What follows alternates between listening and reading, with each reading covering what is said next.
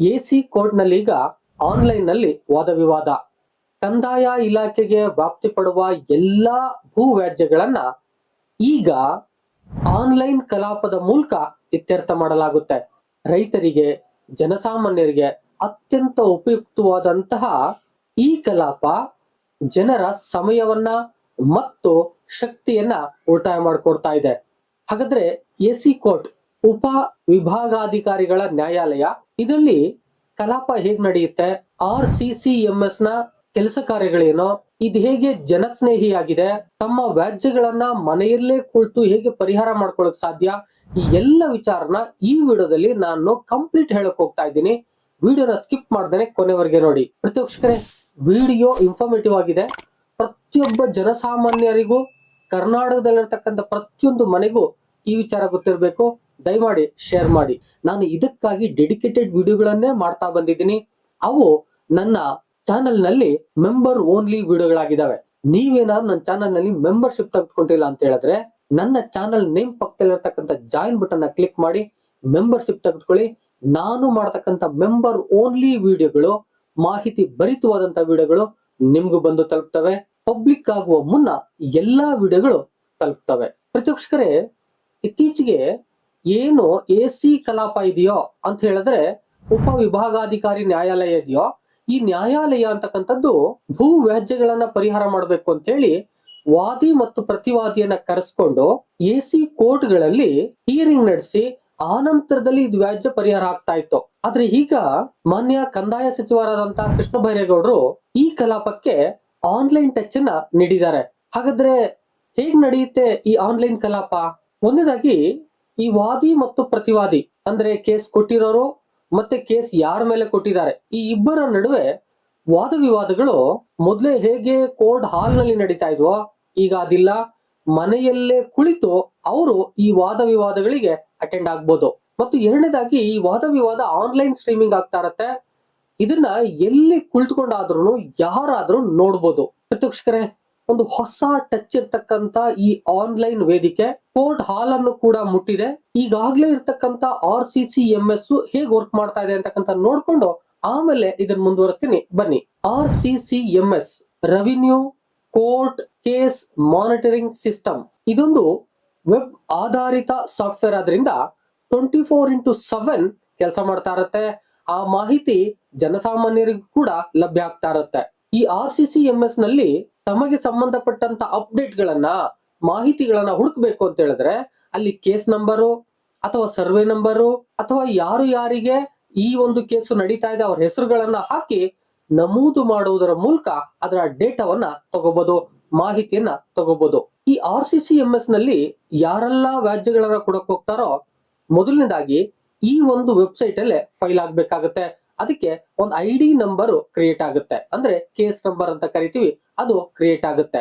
ಮತ್ತೆ ವಾದ ವಿವಾದಗಳು ಏನೇನ್ ನಡೆದೋ, ಕೇಸು ಡಿಸ್ಪೋಸ್ ಆಯ್ತಾ ಇಲ್ವಾ, ಅಥವಾ ಮುಂದಿನ ಹಿಯರಿಂಗ್ ಡೇಟ್ ಬಂತಾ, ಈ ಎಲ್ಲವೂ ಕೂಡ ಈ ಒಂದು ವೆಬ್ಸೈಟ್ ಅಲ್ಲೇ ಅಪ್ಲೋಡ್ ಆಗಿರುತ್ತೆ. ಯಾರೆಲ್ಲ ಈ ಒಂದು ರೆವಿನ್ಯೂಗೆ ಸಂಬಂಧಪಟ್ಟಂತ ವಾದಿ ಮತ್ತು ಪ್ರತಿವಾದಿಗಳಿದ್ದಾರೋ ಇವರು ಅಲ್ಲಿ ಹೋಗಿ ಅಪ್ಡೇಟ್ ಅನ್ನ ನೋಡ್ಕೋಬಹುದು. ಅಂದ್ರೆ ಮನೇಲೆ ಕುಳಿತುಕೊಂಡು ಒಂದು ಮೊಬೈಲ್ ಅಲ್ಲೋ ಒಂದು ಲ್ಯಾಪ್ಟಾಪ್ ಅಲ್ಲೋ ಈ ಒಂದು ಮಾಹಿತಿಯನ್ನ ನೀವು ಪಡ್ಕೋಬಹುದು. ನಿಮ್ಮ ಕೇಸ್ ಸ್ಟೇಟಸ್ ಏನಿದೆ ಅಂತಕ್ಕಂಥದ್ದು ನಿಮ್ಗೆ ಅಲ್ಲೇ ಗೊತ್ತಾಗ್ಬಿಡುತ್ತೆ.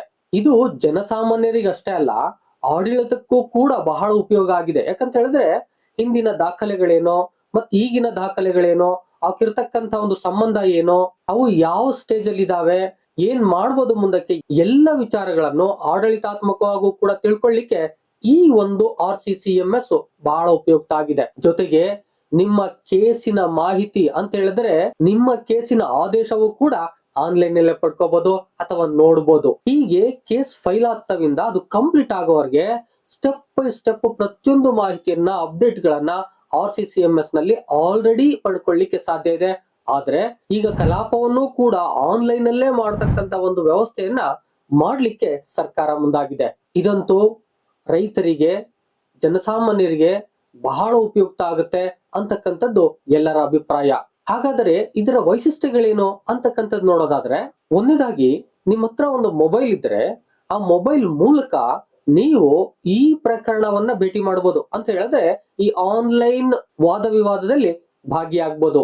ಎರಡನೇದಾಗಿ ಮೊಬೈಲ್ ಇದೆ, ಲ್ಯಾಪ್ಟಾಪ್ ಇದೆ, ಅಲ್ಲಿಗೆ ಹೋಗ್ಬೇಕಾ? ಇಲ್ಲ, ಮನೆಯಲ್ಲೇ ಕುಳಿತು ಈ ಪ್ರಕರಣಕ್ಕೆ ಸಂಬಂಧಪಟ್ಟಂತ ವಿಚಾರಣೆಯನ್ನ ನೀವು ನಡೆಸ್ಕೊಳ್ಬಹುದು. ಅಂದ್ರೆ ಈ ಪ್ರಕರಣಕ್ಕೆ ಸಂಬಂಧಪಟ್ಟಂತ ವಾದ ವಿವಾದಕ್ಕೆ ಭಾಗಿಯಾಗಬಹುದು. ಮೂರನೇದಾಗಿ ಆನ್ಲೈನ್ ಮಾನಿಟರಿಂಗ್ ನಡೀತಾ ಇರುತ್ತೆ. ಅಂದ್ರೆ ನೇರ ಪ್ರಸಾರ ಆಗ್ತಾ ಇರುತ್ತೆ. ಆನ್ಲೈನ್ ಅಲ್ಲಿ ಪ್ರತಿಯೊಬ್ಬರು ನೋಡುವ ಒಂದು ವ್ಯವಸ್ಥೆ ಸಿಗ್ತಾ ಇರುತ್ತೆ. ಅಂಗೈಯಲ್ಲೇ ಈ ವಾದ ವಿವಾದಗಳನ್ನ ನಡೆಸಲಿಕ್ಕೆ ಸಾಧ್ಯ ಆಗ್ತಾ ಇದೆ. ಇನ್ನು ಈ ಆನ್ಲೈನ್ ಪ್ಲಾಟ್ಫಾರ್ಮ್ ನ ಅಥವಾ ಆನ್ಲೈನ್ ವಾದ ವಿವಾದದ ಲಾಭಗಳೇನು ಅಂತಕ್ಕಂಥದ್ದನ್ನ ನೀವು ನೋಡೋದಾದ್ರೆ, ಒಂದನೇದಾಗಿ ಈ ವಾದಿ ಮತ್ತು ಪ್ರತಿವಾದಿಗಳು ಯಾರಿದ್ದಾರೋ ಇವರು ಕೋರ್ಟ್ ಕಚೇರಿಗಳಿಗೆ ಅಲೆಯುವುದು ತಪ್ಪುತ್ತೆ. ಅಂದ್ರೆ ಯಾವ್ದೋ ಒಂದು ಆರ್ಡರ್ ಬೇಕು, ಅಥವಾ ಯಾವ್ದಕ್ಕೋ ಒಂದು ಅಪ್ಲಿಕೇಶನ್ ಹಾಕ್ಬೇಕು, ಅಥವಾ ಯಾವ್ದೋ ಒಂದು ಸ್ಟೇಟ್ಮೆಂಟ್ ಬೇಕು, ಅಥವಾ ಯಾವ್ದೋ ಒಂದು ಮಾಹಿತಿನ ತಿಳ್ಕೊಬೇಕು ಅಂತ ಹೇಳಿದ್ರೆ ಲಾಯರ್ ಮೂಲಕ ಹೋಗ್ಬೇಕು, ಅಥವಾ ಕೋರ್ಟ್ ಆಫೀಸ್ ಗಳಿಗೆ ಹೋಗಿ ತಿಳ್ಕೊ ಬರ್ಬೇಕಾಗಿತ್ತು. ಆದ್ರೆ ಹಾಗೀಗಿಲ್ಲ, ಎಲ್ಲವೂ ಕೂಡ ಆನ್ಲೈನ್ ಅಲ್ಲೇ ಸಿಗುತ್ತೆ. ವಾದ ವಿವಾದವೂ ಕೂಡ ಆನ್ಲೈನ್ ಅಲ್ಲೇ ಸಿಗುತ್ತೆ. ನೀವು ಏನು ವಾದ ವಿವಾದನ ಮಾಡಿದಿರೋ ಅದನ್ನ ಇನ್ನೊಂದ್ ದಿನ ಕುಳಿತುಕೊಂಡು ನಿಮ್ಮ ಪಕ್ಕದ ಮನೆಯವರಿಗೆ ಅಥವಾ ನಿಮ್ಮ ಸಂಬಂಧಿಕರಿಗೆ ತೋರಿಸಿ ಹೇಳ್ಬೋದು. ಆ ರೀತಿಯಲ್ಲಿ ಯಾವುದೇ ಕಚೇರಿಗೆ ಹೋಗುವ ಅವಶ್ಯಕತೆ ಇಲ್ಲ ನಿಮ್ಮ ಮಾಹಿತಿಯನ್ನ ಪಡ್ಕೊಳ್ಳಿಕ್ಕೆ. ಇನ್ನು ಎರಡನೇದಾಗಿ ಕಕ್ಷಿದಾರರು ವಿಡಿಯೋ ಕಾನ್ಫರೆನ್ಸ್ ಮೂಲಕ ತನ್ನ ವಾದ ವಿವಾದಗಳಿಗೆ ಹಾಜರಾಗಬಹುದು. ಅಂದ್ರೆ ಮನೆಯಲ್ಲೇ ಕುಳಿತು ವಾದ ವಿವಾದವನ್ನ ನಡೆಸ್ಕೊಳ್ಬಹುದು. ಇನ್ನು ಮೂರನೇದಾಗಿ ಇದು ಆನ್ಲೈನ್ ಪ್ಲಾಟ್ಫಾರ್ಮ್ ಇರೋದ್ರಿಂದ ಬಹಿರಂಗವಾಗಿ ಈ ಒಂದು ಆನ್ಲೈನ್ ಪ್ರಸಾರ ನಡೆಯುವುದರಿಂದ ಪ್ರತಿಯೊಬ್ರು ಇದನ್ನ ನೋಡ್ಬೋದು. ಇದ್ರಲ್ಲಿ ಬರ್ತಕ್ಕಂಥ ಆದೇಶಗಳು ಕೂಡ ಬಹಿರಂಗವಾಗಿ ಇರ್ತವೆ, ಯಾವುದೇ ಗೌಪ್ಯತೆ ಇರುವುದಿಲ್ಲ. ಇನ್ನು ನಾಲ್ಕನೇದಾಗಿ ಏನು ಕೆಲವು ಮಂದಿ ಅನುಮಾನಿಸ್ತಿದ್ರೋ, ಕೋರ್ಟಿನ ಆದೇಶಗಳನ್ನ ಅನುಮಾನಿಸ್ತಿದ್ರೋ, ಅನುಮಾನಕ್ಕೆ ಕಡಿವಾಣ ಹಾಕುವಾಗಿದೆ. ಯಾಕಂತ ಹೇಳಿದ್ರೆ ಈ ಆನ್ಲೈನ್ ಅಲ್ಲೇ ಆದೇಶಗಳು ಬರೋದ್ರಿಂದ, ಯಾವುದೇ ಗೌಪ್ಯತೆ ಇಲ್ಲೇ ಇರೋದ್ರಿಂದ, ಪ್ರತಿಯೊಬ್ರು ಅದನ್ನ ನೋಡ್ತಾ ಇರೋದ್ರಿಂದ ಯಾವುದೇ ಗೌಪ್ಯತೆ ಅಲ್ಲಿಲ್ಲ. ಈ ಒಂದು ಅನುಮಾನಗಳಿಗೆ ಈಗ ಫುಲ್ ಸ್ಟಾಪ್ ಇಟ್ಟಂಗಾಗಿದೆ. ಪ್ರತಿಪಕ್ಷಕರೇ, ಮಾನ್ಯ ಸಚಿವರೇ, ಇದೊಂದು ಜನಸ್ನೇಹಿ ಹೆಜ್ಜೆಯಾಗಿದೆ. ಕಂದಾಯ ಇಲಾಖೆಯಲ್ಲೇ ಭೂ ವ್ಯಾಜ್ಯಗಳನ್ನ ಪರಿಹಾರ ಮಾಡುವಲ್ಲಿ ಒಂದು ಪಾರದರ್ಶಕತೆಯನ್ನ ತರಲಿಕ್ಕೆ ಈ ಒಂದು ವ್ಯವಸ್ಥೆಯನ್ನ ಮಾಡಲಾಗಿದೆ. ಇದು ಜನಪರವಾಗಿದೆ. ಆ ದಿಸೆಯಿಂದಾಗಿ ಇದರ ಫಲವನ್ನ ಪ್ರತಿಯೊಬ್ಬ ನಾಗರಿಕನು ಕೂಡ ಪಡ್ಕೋಬಹುದು ಎಂಬತಕ್ಕಂಥ ಆಶಯವನ್ನ ವ್ಯಕ್ತಪಡಿಸಿದ್ದಾರೆ. ಪ್ರತಿಪಕ್ಷಕರೇ, ನಾವು ನೀವೆಲ್ಲ ಈ ಕಲಾಪಗಳನ್ನ ವಾಚ್ ಮಾಡಬಹುದು.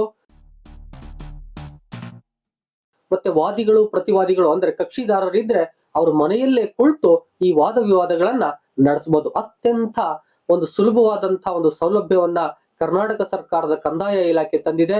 ಇದ್ರ ಬಗ್ಗೆ ನಿಮ್ಮ ಅಭಿಪ್ರಾಯವನ್ನ ತಪ್ಪದೆ ಕಾಮೆಂಟ್ ಮಾಡಿ ತಿಳಿಸಿ. ವಿಡಿಯೋ ಇಷ್ಟ ಆಗಿರೋದು ಲೈಕ್ ಮಾಡಿ. ಕರ್ನಾಟಕ ಪ್ರತಿಯೊಬ್ಬರಿಗೂ ಬೇಕಾಗುತ್ತೆ. ಮತ್ತೊಮ್ಮೆ ಕೇಳ್ಕೊಳ್ತಾ ಇದ್ದೀನಿ, ಶೇರ್ ಮಾಡಿ. ಏನಾದ್ರು ಕೇಳಬೇಕು ಹೇಳ್ಬೇಕು ಅಂತ ಹೇಳಿದ್ರೆ ಕಾಮೆಂಟ್ ಬಾಕ್ಸ್ ಅಲ್ಲಿ ಹೋಗಿ ಕಾಮೆಂಟ್ ಮಾಡಿ. ಮತ್ತೊಂದು ಇನ್ಫಾರ್ಮೇಟಿವ್ ವಿಡಿಯೋ ಜೊತೆ ನಿಮ್ಮೊಟ್ಟಿಗೆ ಬರ್ತೀನಿ. ಅಲ್ಲಿವರೆಗೆ thank you and all, love you all. Video ನೋಡಿದ ಪ್ರತಿಯೊಬ್ಬರಿಗೂ ಕೂಡ ಅನಂತ ಧನ್ಯವಾದಗಳು. ಮತ್ತೆ ಭೇಟಿ ಆಗ್ತಿರೋಣ.